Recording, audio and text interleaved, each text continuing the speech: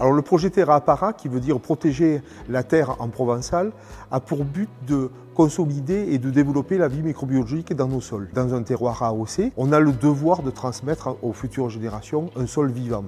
Le principe de ce projet, c'est de partir d'un état des lieux pour qu'ensuite les viticulteurs adaptent leurs pratiques vraiment en fonction de leurs problématiques et leurs conditions qu'on a établies avec le diagnostic au début. La première journée, elle est consacrée notamment à la problématique du sol, notamment à la gestion de la fertilité du sol sur le long terme.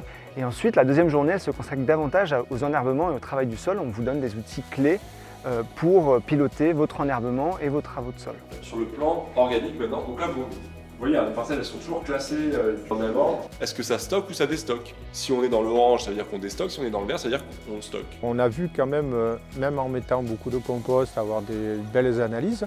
On peut avoir des problèmes physiques. On a réussi à voir ça grâce à une fosse. On part d'un taux de matière organique très bas. Le but c'est de le redresser. Après, est-ce que j'attends d'arracher pour redresser ou je continue avec mes engrais verts pour déjà maintenir l'activité? Cette formation elle est importante. On arrive sans prérequis et on s'adapte vraiment en fonction de ces conditions. On fait déjà un état des lieux pour savoir d'où vous partez et ensuite on donne des éléments et des outils qui sont simples.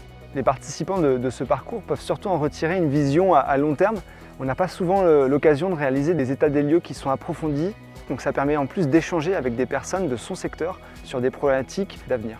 On peut voir vraiment par rapport aux pratiques de chaque vigneron avec leur historique parcellaire et pouvoir comparer sur des secteurs à peu près similaires. Ce qu'on a appris aujourd'hui sur les enherbements va m'apporter plus de finesse dans le travail, donc en ce qui concerne le semis, et aussi la destruction, et je ne travaillerai pas le sol de la même façon. Ça m'apportera effectivement beaucoup. Le parcours est très intéressant. On m'a donné les outils pour interpréter ces fosses. Si en fait je viens faire un broyage, j'ai des plantes qui vont redémarrer du pied. Donc en fait sur des vesses qui sont arrivées à fleurs, qui sont suffisamment développées, les bourgeons vont dégénérer. C'est un point zéro, ça nous permet de voir vraiment le départ pour développer cette approche d'enherbement.